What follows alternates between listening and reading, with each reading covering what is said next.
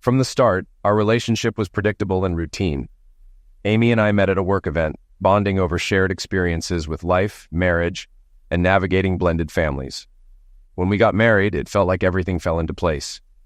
We both had kids from previous relationships, so building a family took some work, but we managed, or so I thought. As time went on, we settled into a routine of raising the kids and focusing on our careers.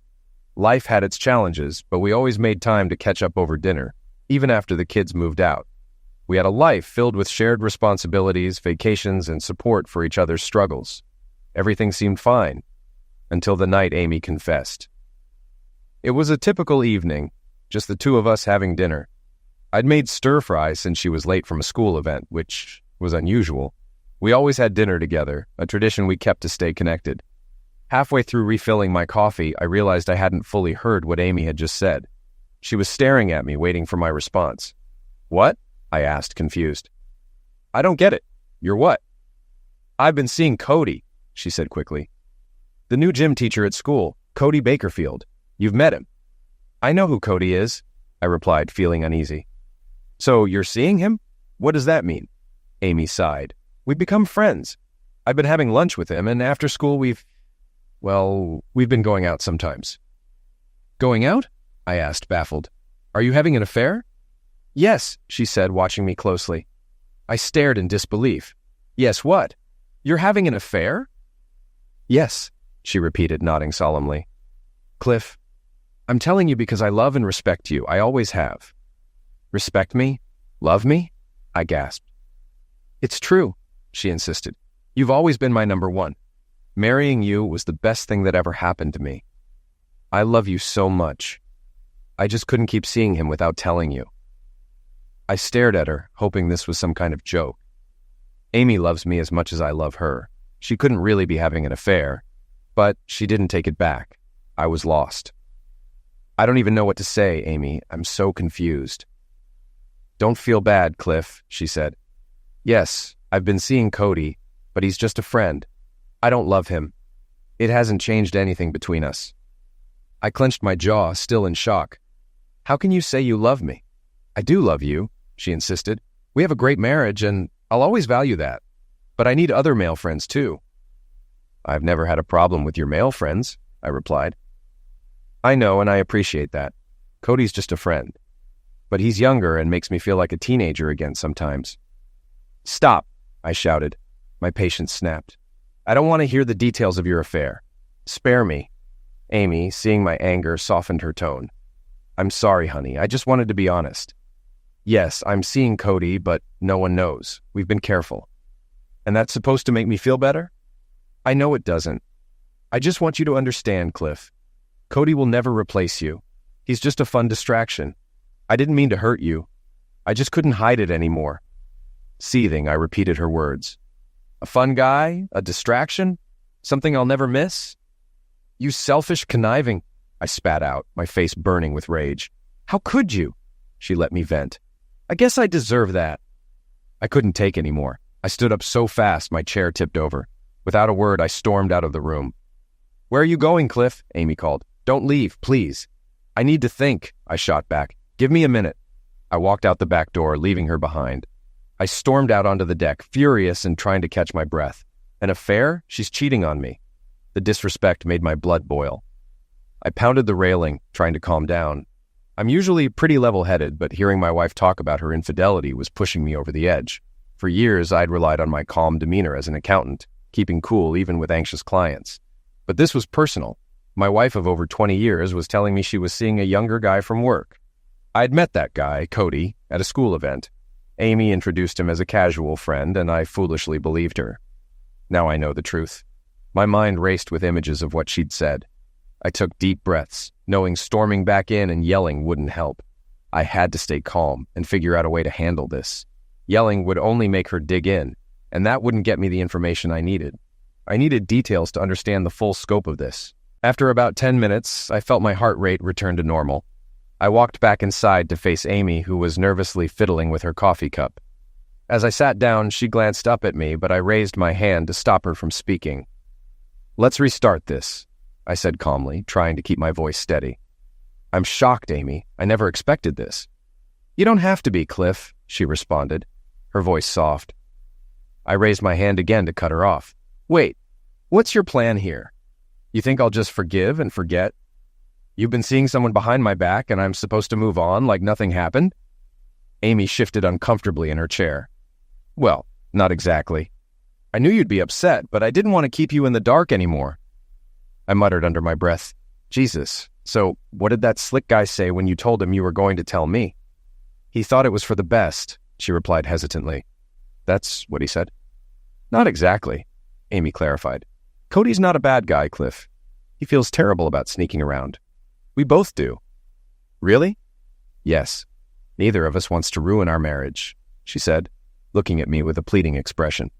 I was about to tell her she needed to end the affair when she sighed, her face hardening with determination. This is tough, but now that you know, I want to keep seeing him. Not too often, just occasionally, and after school hours. I was stunned by her audacity and could only manage a sarcastic, oh, of course. We sat there in silence, the tension thick between us, until she finally spoke again, looking pained. I'm so sorry, honey. I know this is hard, but he's a nice guy. We have fun together, and I do like him, but it won't affect us. You've got to be kidding, I said incredulously. No, it won't change anything between us. It hasn't so far, and it won't in the future. He's been a good friend to me, and honestly, I think he's been good for our marriage, too. Really? You're out of your mind. Cliff, think about it logically. Remember how tense things were last year? You even called me out for being difficult. Well, I was. Our marriage was in a rut when I first started seeing him, she explained. Oh, great, so he's a marriage counselor now? I shot back sarcastically. She ignored the sarcasm. Cody helped me adjust my attitude. I know you've noticed the change. We're more than friends, but I don't need to see him often. Just occasionally when you're busy. I love you, Cliff. I want to grow old with you, you know that. I couldn't believe what I was hearing. So you're not ending the affair? You want me to accept this? It will end eventually, she assured me. He's younger, and we have different interests. Our feelings will fizzle out over time, just not right now. You're crazy, I said, unable to mask my disbelief. Please, Cliff, nothing between us will change. I'm still the same loving wife I've always been. We'll continue our relationship as usual. You haven't noticed anything different, have you? I hated to admit it, but she was right. I never suspected the reason behind the recent spike in our Zek's life. When we first started dating, Amy and I were very active, but over the years, as the kids got older, things slowed down. Even after they left for college, we never fully returned to our old rhythm. I didn't see it as a problem, figuring most couples our age weren't tearing up the sheets every night. But now, knowing what I did, I realized Amy was right. We had gotten back on track. I couldn't deny I was happy that we were now making love several times a week, just like when the kids were younger. When she asked if I'd noticed any difference while she was seeing Cody, the truth was, I hadn't. When I didn't answer, she spoke for me. Of course not, she said confidently. Even while seeing Cody, I've been here for you. We have a great Zek's life for our age, and I love it just as much as you do. Cody is just a small part of my life, nothing more. We've had a stable 20-year marriage, and you want to continue that? I asked, incredulous. Of course. I love you, she said. But how can I stay married to a cheating strumpet? I shot back. Her expression hardened. I'm not a strumpet, she said sharply.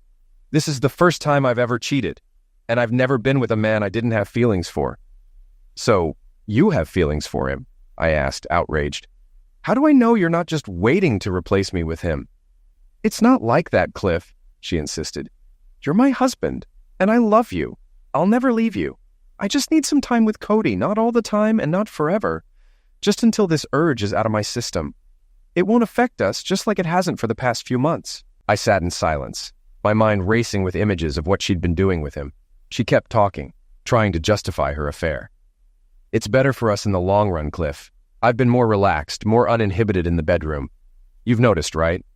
I haven't turned you down, and I've let you do things you've wanted for years. Since being with Cody, I've been able to fully express myself. No more hang-ups. You must have felt the difference. She was right again, and it infuriated me. Our Zek's life used to be pretty straightforward. Nothing wild, but satisfying. Amy was a generous lover, and we both enjoyed ourselves. But over the last few months, she'd become incredibly passionate. I thought it was because the kids had left or maybe a hormonal shift as she aged. Now I realized it was her affair with that young guy from school fueling the change. It was depressing. I'd always felt lucky to have her. Amy was a Zexy divorcee, 4 years older, with 2 kids when we met. I fell for her right away, and we clicked. I was happy to marry her and raise her kids as my own. Her first husband was a deadbeat who abandoned them, and I stepped in as the only father her children knew. After 20 years of what I thought was a happy marriage, she dropped this bomb on me. "Say something, Cliff," she urged, watching me closely. "I know you're upset, but I don't want you to feel hurt. Let me help make this easier. You're still my number one." She stood up, smirking, and moved toward me seductively. "I'm here for you, baby. Let me know what you need."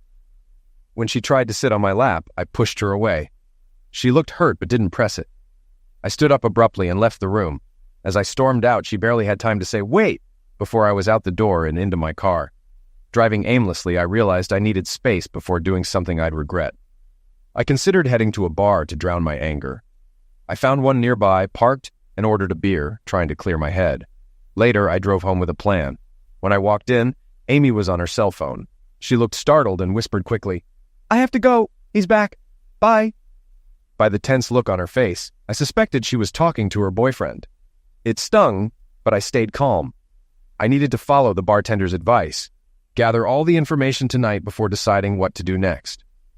I sat back down at the kitchen table, the cold coffee cup still in front of me. Amy looked serious. "Cliff," she started, but I interrupted her. "Hold on. I think I need to know how this affair started. Maybe it'll help me process this. So, how long, Amy? How long have you been breaking our vows?" She sighed. "Not long. We've been friends for a while, but it only turned physical a few months ago." She explained how Cody made her feel special and helped her explore her sexuality. She seemed relieved as she shared. "So what now?" I asked. "You've been lying and cheating for months. How am I supposed to feel? You've been with a guy barely older than our kids, and I had no clue. You expect me to applaud your secrecy?" "No, Cliff," she said, reaching for my hand. I tensed but didn't pull away. "I'm ashamed for deceiving you. I hated lying to you, but we were careful. I didn't want you to find out. Cody never pressured me. He was okay with seeing me occasionally and didn't want to ruin our marriage." "That clearly changed," I said bitterly. Amy squeezed my hand. "No matter what, I love you. Cody's a good guy, but he could never replace you. I told him we'd never be more than friends with benefits, and he agreed. We were discreet, even having lunch with other coworkers to avoid suspicion. No one ever knew." "I'm sure you were a clever cheater," I snapped. Amy gave me a sad nod. On the outside, I was the faithful wife with a great job and friends. Inside, I was lying. I always saw myself as honest, but this affair made me hate myself. Our marriage is precious to me, and Cody was just temporary. My feelings for him don't compare to what I feel for you. I started to lose my sense of self because of the deceit. The solution is simple. Stop cheating. "Yes, but I'm not sure I can right now," she admitted. "I'd like to think I could just end it with Cody and everything would go back to normal, but I doubt it." "Why?" I asked, frustrated. "We've built a great life, raised 2 kids, and now have time to enjoy each other. If you love me like you say, giving him up shouldn't be a problem." She exhaled sharply and gave me a worried look. It might have been easy to stop at first, but now I'm not sure. "Of course, I love you, Cliff, but these past few months have shown me another side of life, and I've learned more about myself and my needs. I don't know if I can just go back to how things were, even if I wanted to. I've tried to be the same loving wife, but being with Cody has made me see other possibilities." I yanked my hand away, struggling to stay calm. "Other options, huh?" I snapped. "You can't stop screwing him? Is that it? I was good enough to marry and raise your kids, but now some young guy shows up and I'm not good enough anymore?" "That's not it at all," she said quickly. "You've always been the best husband and father I could have asked for. But after so many years of marriage, I've changed. We both have. It's just natural, not bad. People evolve." I glared at her, speechless. She continued softly, "Cliff, I don't want to hurt you. I know it may not seem like it, but it's true. We're going to stay together and nothing between us will change. I'll make sure of that. I love our life, our marriage, our kids, but I also enjoy this friendship with Cody. He makes me feel things I haven't felt in years. I hope you can understand and love me enough to let me have this." "You witch," I whispered under my breath. If she heard, she didn't react. "It's not a bad thing, Cliff. I'm always here for you. I just want things to stay as they are a little longer, not forever, just until I'm done with this. Then I'll end it with Cody and be yours completely again. I'm being honest because I don't want any more secrets. If you let me do this, I promise I'll make it up to you. I'll always be a good wife, and no one will ever know. Just give me this, and I'll reward you for the rest of our lives." This conversation was spiraling. I had started the night feeling great about my marriage, and within minutes I had gone from a happy husband to a miserable, betrayed one. My wife now had a lover, someone younger and no doubt more exciting than me. It took me a few minutes to gather myself. This was a lot to process. I thought I could reason with her, make her end the affair, but it was clear now. She had no plans to stop. She just wanted my permission to keep exploring her feelings. This was classic cheater's nonsense. "You've been lying for months, and you're so good at it that I never suspected a thing. Now you admit to all the lies and cheating, promising to keep me as your husband. But how can I trust you again? You've lied not only to me, but to our kids, our friends, everyone. What's stopping you from changing your mind again? Maybe about Cody or some other guy in the future?" Amy sighed in frustration because she knew I was right. She looked at me with teary eyes, wanting to argue, but couldn't. "I'd never do that, and you know it," she finally said. "You've got some nerve," I said bitterly. "Acting so entitled, throwing your affair in my face. Why shouldn't I just leave you? I don't want a cheating wife. I should divorce you and be done with it." I expected those words to hurt, but Amy's expression softened. She looked at me with unexpected compassion and spoke with a new edge. "I know this is hard right now, but divorce? That wouldn't be in your best interest, Cliff." "Why? At least I'd have my pride." Her pitying look was infuriating. "A divorce would hurt both of us, Cliff." "At least I wouldn't have to deal with your affair." "That's true," she said calmly. "But I don't think you'd be happy with a divorce. Neither of us would." Her gaze locked onto mine. "We live in a no-fault state. I'd get half of everything. The house, savings, retirement. And because you adopted Martha and Robbie, you'd have to help with their college costs. Plus, there's alimony. Since I don't earn much as a teacher, you'd be expected to support me. It could be a lot." I guess she and her lover had thought this through. "So you'd take me to the cleaners," I said flatly. "I don't want to," she said. "I want to keep living and loving you like before. But if you divorce me, you'll owe a lot, and I'd still be free to see Cody. It'd be better for us to stay married. You'd have me as your loving wife, and we can keep having great sex. No one would ever know. I'll always keep you as my number one." Then she added in a sympathetic tone, "I'll always be thankful for your open-mindedness about this, and I'll give you whatever you want. I just want some time with Cody. Not much, just a little. The rest of the time, I'll focus on making you happy." "I was happy before you dumped this on me," I said bitterly. "Now I know I'm just a fool, putting up with my unfaithful wife and that idiot you work with." "It's not like that, Cliff." I started to walk away and she called out, "Wait, don't leave, honey. We need to talk about this more. Please." "There's nothing to discuss, Amy. You've made your ultimatum. Now I have to decide if I can accept it." "There's nothing to worry about," she cried. "Nothing between us will change, I promise. I don't want you to think about anything except how much I love you for giving me this freedom. I'll do anything to make you happy." "Then end the affair right now." She sighed in frustration, looked down and whispered, "I can't do that just yet, honey. I can't stop right now." "Then there's nothing more to talk about. This conversation is over. I've heard enough. You've told me how you feel, and nothing I say will change your mind. At the same time, I'll never believe another word you say. I'm done trying to reason with a liar and a cheat." I went to the den and turned on the TV. I didn't care what was on. I was still reeling from the conversation. I thought about going to a hotel and leaving without a word. I was so angry. I wanted to hurt her like she hurt me, but I knew walking out and getting drunk wasn't my style. Maybe I'm too rational or too boring to do something reckless. I felt numb and exhausted. It was like a nightmare. How could she do this to me? I watched TV for another hour. A game was on, but I couldn't tell you a single detail. I heard her leave the kitchen. At some point, the sliding glass doors opened and closed when she went onto the back deck. I guess she was calling someone for privacy, probably her boyfriend telling him how our talk went. She came back in a while later and entered the den. I was in the recliner, so she couldn't sit next to me.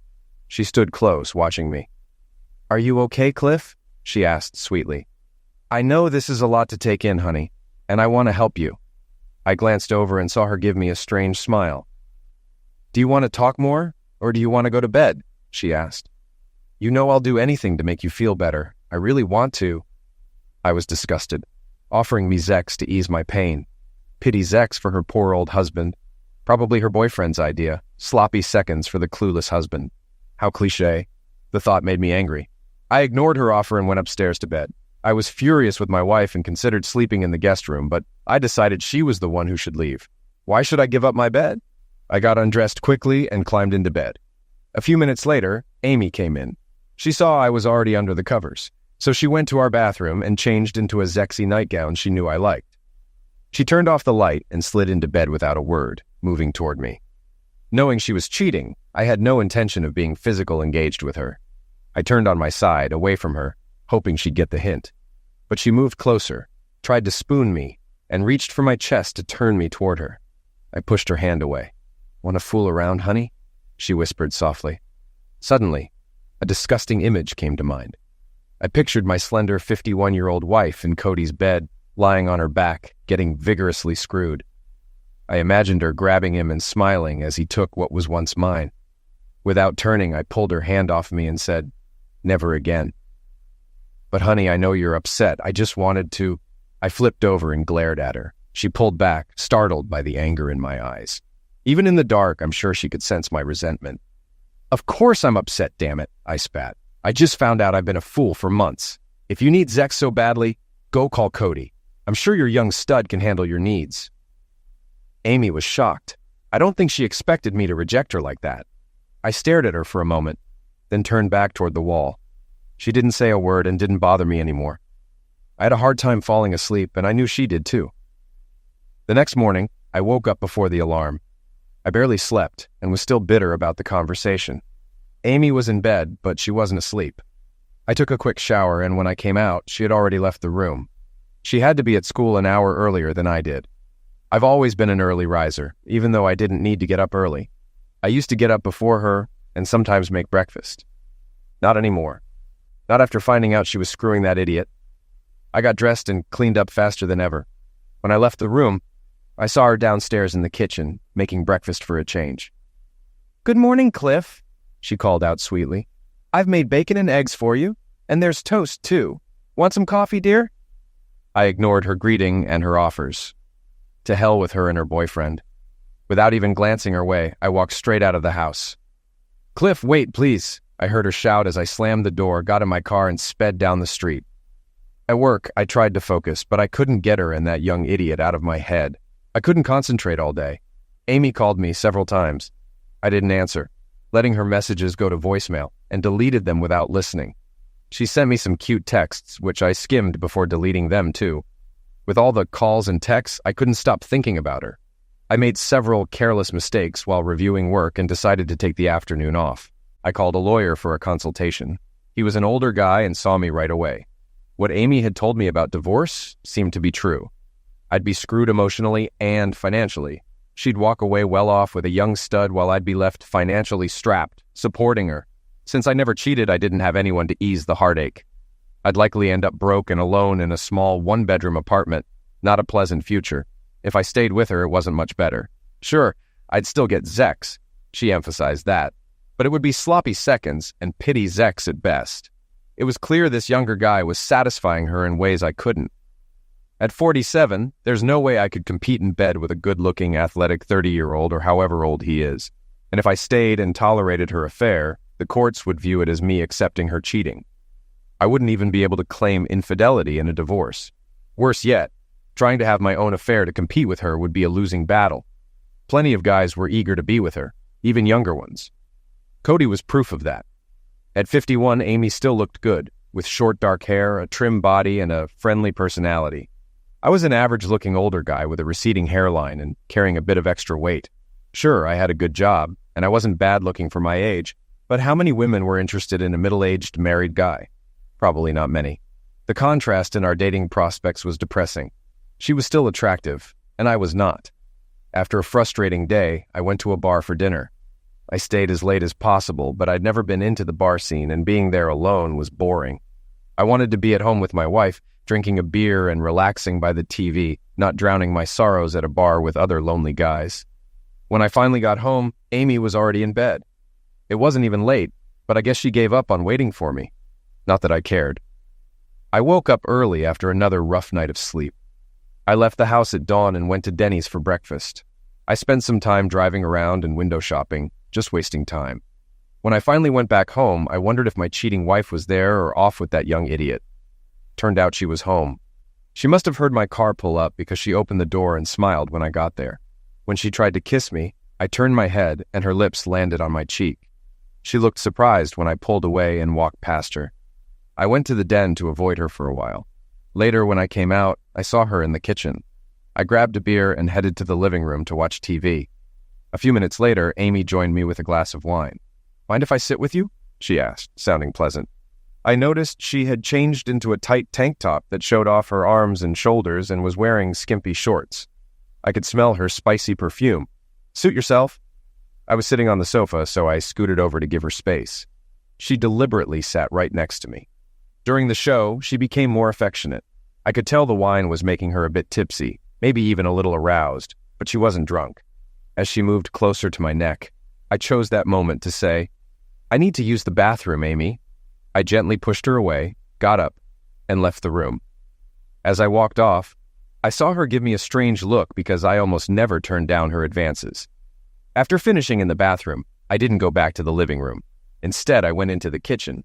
"You coming back?" she called. "This show's getting good." "Not right now." I purposely stayed in the kitchen for a while. When I figured enough time had passed, I grabbed another beer and headed straight to the den, shutting the door behind me. As expected, Amy opened the door a few minutes later. "What are you up to?" she asked with a smile. "Just catching up on some work." "You don't want to watch the show?" "Better not."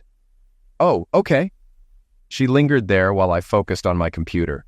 I didn't look at her, but I could sense her frustration. She was clearly puzzled. After such a nice dinner, she probably hoped things would start to improve between us. A minute later, I felt her hands on my shoulders. "What are you looking at now?" she asked, glancing at the computer screen and pretending to show interest. I had some paperwork open from an account I was working on, a complex financial spreadsheet she wouldn't understand. "I got busy on Friday and didn't finish this," I explained. "I figured you wouldn't mind if I missed the show." "Oh, of course not." I shivered when she began massaging my neck. She knew I liked having my head and neck rubbed, and she made the massage as suggestive as possible. I could smell the booze on her breath when she leaned down and kissed my head affectionately. I just ignored her. It took Amy another 10 minutes to realize I wasn't interested in her attempts to get my attention. Finally, she gave up and headed back to the living room. "Could you shut the door, please?" I called after her. "Okay," she responded, pulling the door closed behind her. I sighed in relief. Despite everything, Amy still had a way of turning me on, even after all these years. She knew exactly what to do to get a reaction from me, and it was working. But I was determined not to give in to her charms. I had no intention of sharing her attention with another man. It took me 3 hours to finish my work. When I finally went upstairs to bed, I found her already asleep, wearing a revealing nightgown with matching underwear. I figured she had planned to seduce me, but the wine must have made her too tired, and she dozed off. Sunday morning, I got up before Amy and avoided her all day, just like I had the day before. On Monday, her car wouldn't start, so I had to drive her to school. She asked if I could pick her up afterward. Throughout the day, I got several calls from her school. I figured she wanted to tell me she'd arranged a ride home, probably with her boyfriend. I ignored the calls. Determined to avoid that scenario, I left work early and arrived at her school before her last class ended. I waited as the students trickled out of the room. When I walked into the classroom, Amy looked surprised and not particularly happy. "Hey, honey, ready to go home?" I asked, trying to sound cheerful. She gave me a sharp look. "I've been calling you all day, Cliff. Why didn't you answer?" "Sorry, I was busy," I replied nonchalantly. "I wanted to tell you I already arranged a ride home." "Oh, really? Well, no matter. I'm here now, so let's go," I said, brushing off her irritation. At that moment, a tall, athletic guy with dark hair walked into the room, moving confidently toward my wife like he expected her to greet him. I recognized him immediately. Her boyfriend, Cody. I'd seen him before, but hadn't paid much attention at the time. Now, up close, he looked even younger than I remembered, more like a college frat boy than a teacher. He was wearing sneakers, shorts, and a t-shirt that showed off his muscular arms and legs. He was an a-hole, but I could see why Amy was attracted to him. Amy's eyes widened when she saw him, and Cody looked confused. "Oh, Cody, she stammered. "I was just telling Cliff that she already has a ride home," I said, finishing her sentence. I kept my cool since I expected Cody to show up. He seemed surprised to see me. When he recognized me, he smiled smugly and glanced between Amy and me. "Oh, hi," he said, extending his hand. "I'm Cody Bakerfield."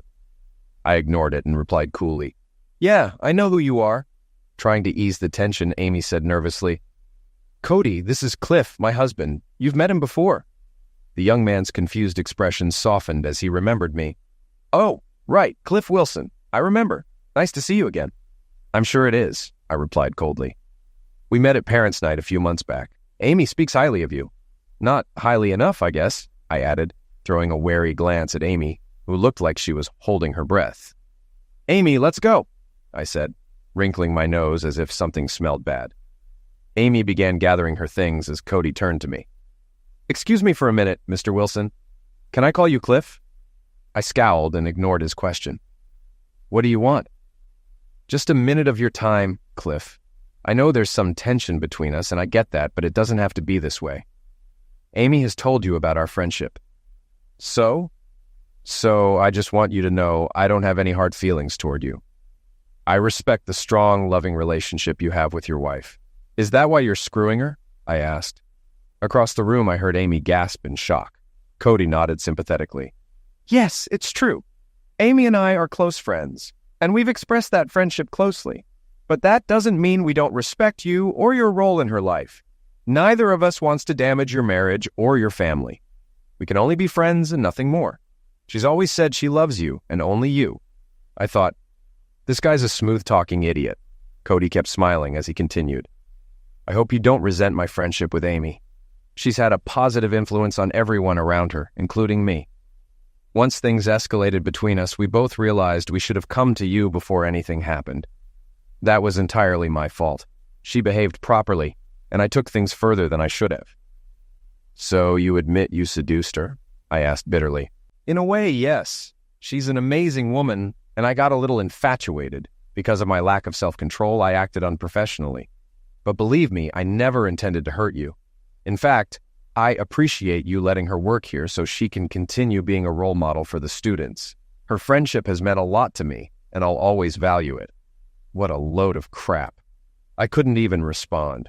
I glanced from this idiot to my wife, who was watching him with rapt attention.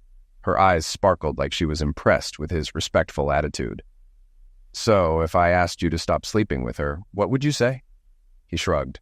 "I understand your concerns. I'd probably feel the same in your position. But as for ending our friendship, I'd leave that decision to her. Amy is a smart, passionate woman. If she doesn't want to see me anymore, I'll respect that. But if she does, I don't know how I could say no to her."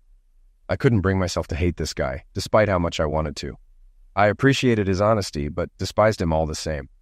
As reasonable as he sounded, the bottom line was that unless I physically forced him out of the picture, he'd continue sleeping with my wife, whether I liked it or not. I looked away and saw Amy and Cody exchanging glances. I hated the adoring look on her face. She was old enough to be his mother, but around him, she acted like a teenage girl with a crush. Whatever feelings she once had for me were now overshadowed by her obsession with her young, attractive boyfriend. His slick words left me deflated. Sure, I could have punched him, maybe even landed a couple of good hits, but he was in great shape and would probably wipe the floor with me. That would have made me feel even more foolish than I already did. Feeling like a complete fool, I pushed past him and walked out the door. As I left, I heard Amy and Cody exchange a few hushed words. She quickly followed after me. "Cliff, wait up, honey," she called as her heels clicked on the hard floor. I hurried toward my car, not wanting to be anywhere near her. The whole conversation had left me feeling weak and humiliated. It was clear how much Amy cared for him. There was no way I could compete with a young, charming guy like Cody. I hated him for seducing my naive wife, but I was even more upset with her. Amy was quiet during the drive home. She said a few kind things, but for the most part, she just stared out the window, probably thinking about the scene that had just unfolded. I wasn't sure what she thought of Cody now, likely even more impressed. I knew my standing had taken a big hit. I came off as weak, lost, and hesitant, while Cody confidently spouted nonsense about his respect for me and admiration for my wife. What a joke. When we got home, I trudged upstairs to my bedroom, feeling more like 67 than 47. Amy could see I was depressed and tried to cheer me up, but it was pointless. She even suggested giving me a back rub and maybe more to help me sleep. I wasn't remotely interested in her touch. She gave me a sad smile as she changed into her nightgown and lay beside me in bed. The next night, I moved my clothes into the guest room. Amy was clearly disappointed. She argued with me to stay, telling me, "You're my husband and you belong by my side." She even promised me anything I wanted sexually if I stayed with her at night. I ignored her, and soon I was sleeping in the small guest bed. Amy went to bed that night in tears. The rest of the week passed in a blur. We went through the motions, getting up, going to work, eating dinner, and heading to bed separately. We didn't talk about the affair, and neither of us made plans for the weekend. Friday and Saturday nights were spent sitting silently in front of the TV, followed by sleeping in different rooms. I never knew if she was still seeing Cody. She didn't tell me, but I suspected she was. Even if I came home on time, she had plenty of opportunities to meet him after school. He didn't live far from the school, so it was easy for them to spend time together. Amy did her best to hide the affair, but I wasn't an idiot. After seeing the way she looked at him in the classroom, I was sure Cody was getting more from her than I ever did. Amy knew I was depressed. She stayed friendly, often asking if I needed help with anything. In the evenings, she sometimes wore revealing outfits and gave me suggestive looks, hoping I'd forgive her and restart our relationship.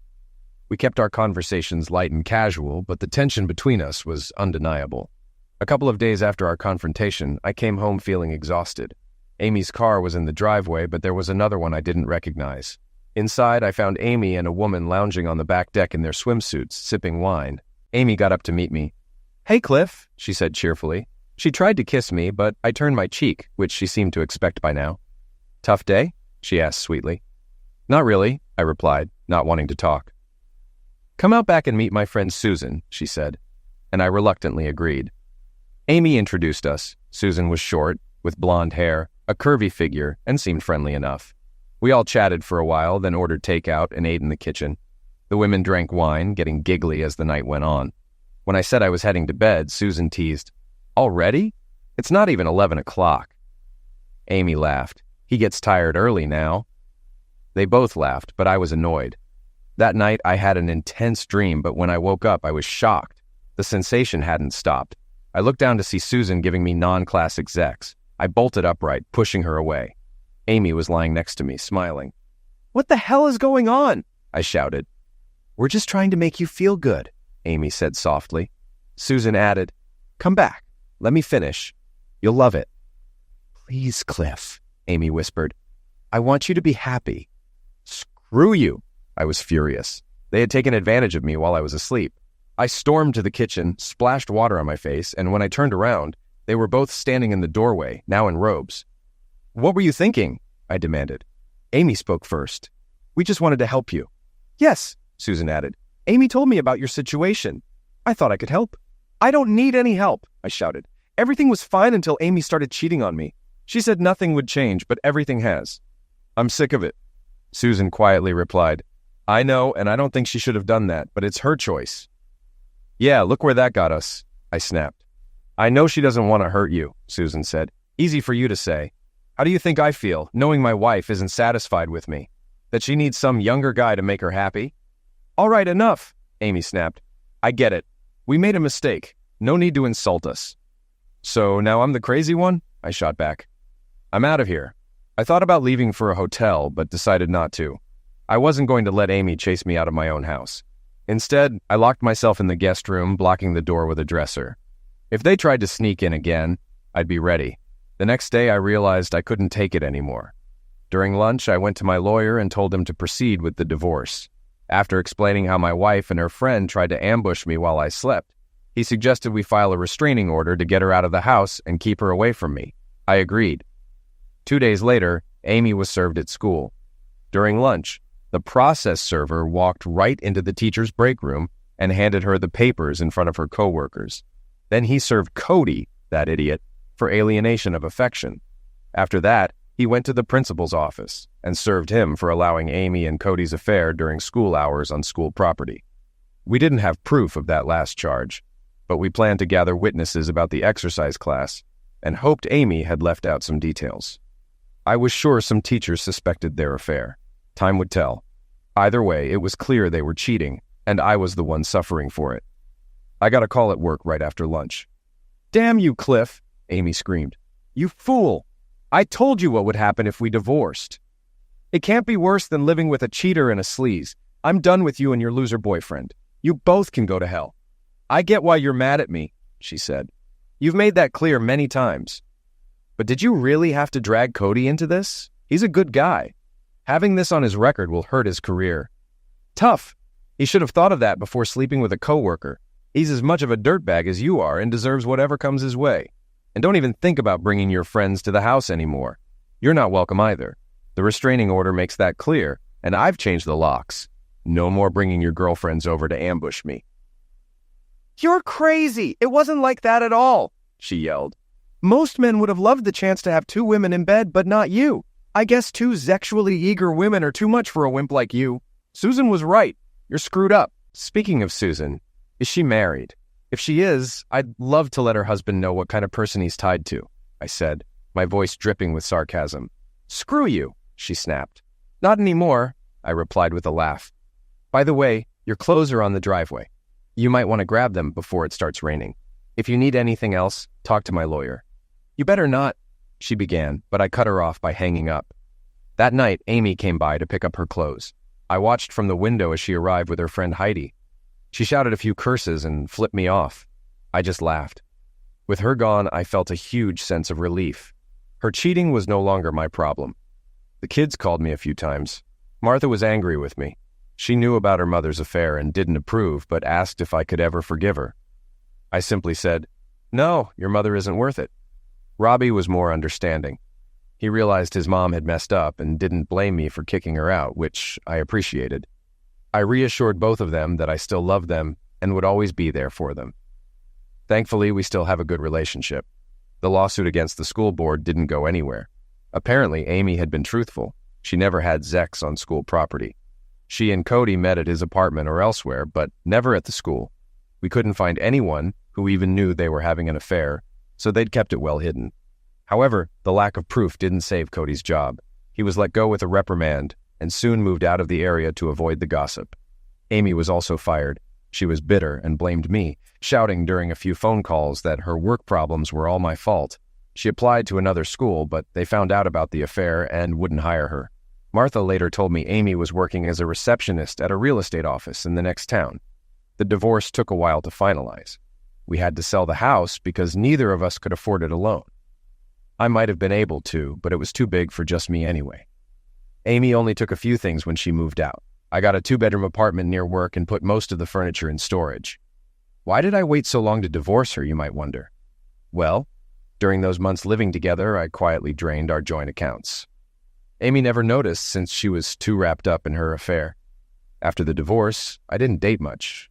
I was cautious around women, and with the kids' school expenses and Amy's alimony, money was tight. I hadn't hidden much from Amy's lawyer, but after the split, I lived frugally, and my finances began to improve. I threw myself into work and am now nearing a promotion. After everything with my wife, I'm a bit hesitant about long-term relationships. I wasn't in a rush to get back into dating. I've met a few nice women through concerned friends. I'm not sure how things will go, but even without a steady relationship, I enjoy meeting women and hope to eventually find companionship with someone who's right for me. One Friday night, I was out with an attractive coworker I had met named Stacy. She's in her late 30s, divorced for a few years, sweet, fun, and good-looking. It was our 3rd date, and we were having dinner across town at a nice restaurant. While enjoying our coffee and dessert, I noticed an older woman at a nearby table. She was painfully thin, with short blonde hair, dining with a much older, frail man who looked to be in his 70s, with only a little gray hair left. At first, I didn't recognize her, but after a second glance, I realized it was my ex-wife, Amy. I mentioned to Stacy that my ex was sitting nearby. Stacy looked over and seemed shocked. "That's your ex-wife?" she asked, amused. "She looks more like your mother than your wife." I explained that she was a few years older than me, 4 to be exact, and she must have had a rough time lately. After we split, I was concerned about how thin she had become, almost too skinny. "Wow," Stacy laughed. "She looks old enough to be your mother, and he looks like her dad. I can't believe she was your wife." I acted unfazed, but inside I was worried about Amy. She wore a sleeveless dress, and I could see her arms were just skin hanging from bones. The wrinkles on her face had deepened a lot since we were together. I didn't tell Stacy, but Amy looked unhealthy. I hoped she was taking care of herself. We didn't talk about her anymore. We finished our meal and were getting ready to leave. Stacy went to use the bathroom, and I waited by the entrance when I felt a tap on my shoulder. "Hello, Cliff," said a familiar voice. "Hi, Amy," I replied. I turned to see her, and I barely recognized her. Amy had aged so much. I wanted to say something polite, like she looked well, but I couldn't bring myself to lie. Instead, I simply said, "It's nice to see you. How are you?" "Oh, not too bad," she replied. Her once sparkling blue eyes had lost their shine, and her face appeared thinner, with a sickly pallor in her cheeks that worried me. "I talk to Martha and Robbie from time to time," I said, trying to fill the silence. "They're doing well in school." "I'm glad to hear that," she responded quietly. "Yes, Martha visits occasionally, but Robbie not as much," I added. We stood there for a moment staring at each other, unsure what to say next. "Well, Amy, I don't want to keep you from your date," I said, trying to move things along. "He's not my date." "Not really," she said vaguely, avoiding my eyes. "Oh, are you still with Cody?" I asked, attempting to sound casual. A shadow crossed her dulled blue eyes, and she looked down for a moment before answering in a raspy voice. "No, Cody and I aren't together anymore. I haven't seen him since a few months after our divorce." She raised her eyes to mine and added softly, "But that's okay. I don't want to see him anyway." "I'm sorry to hear that," I said, unsure of how to respond. "Yeah," she whispered, as an awkward silence hung between us. I was about to end the conversation before Stacy returned when Amy spoke again. "Well, it was nice seeing you, Amy," I said, trying to make my exit. "Yes, it was," she agreed, holding my gaze. Then, unexpectedly, she grasped my arm with her frail fingers, her grip surprisingly firm. "You know, Cliff, I'm really sorry about how things turned out between us. You were right about everything," she said, her voice filled with regret. "I was?" I asked, taken aback. "Yeah, Cody wasn't worth it. I see that now," she admitted, her eyes glistening with tears. "Are you married?" she asked, her voice softening. "I saw your date. She's really pretty." "No, I'm not married. Once bitten, twice shy, you know?" I joked, though she didn't laugh. She just looked at me with sad eyes. "Yeah, I get it, honey. You were always the one for me. I knew it back then, but I was too stupid to appreciate it." "Oh, well, I don't know what to say," I replied, feeling increasingly awkward. "Listen, Cliff, if you ever want to talk," she said, slipping a small piece of paper into my hand. Her wrinkled face watched me closely for my reaction. I didn't reject it, and for a brief moment her eyes sparkled like they used to, back when I loved her. "I'd really like to hear from you, Cliff. I know we can never be together again, and I know I ruined that. But I hope you're happy now. I know you weren't happy with me. Your date is beautiful. I hope she realizes how lucky she is to have you." Without waiting for a response, Amy turned and shuffled back to her table. She said something to the older man with her, who glanced at me curiously. Just then, Stacy returned from the restroom. "Ready to go, Cliff?" she asked with a smile. "I sure am," I replied. We left the restaurant arm in arm, and as we passed the trash can by the door, I tossed the scrap of paper Amy had given me into it. That was the last time I saw her.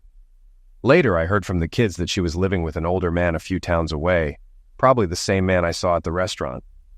They said her health wasn't good. She had developed diabetes. Fortunately, the man had enough money to take care of her.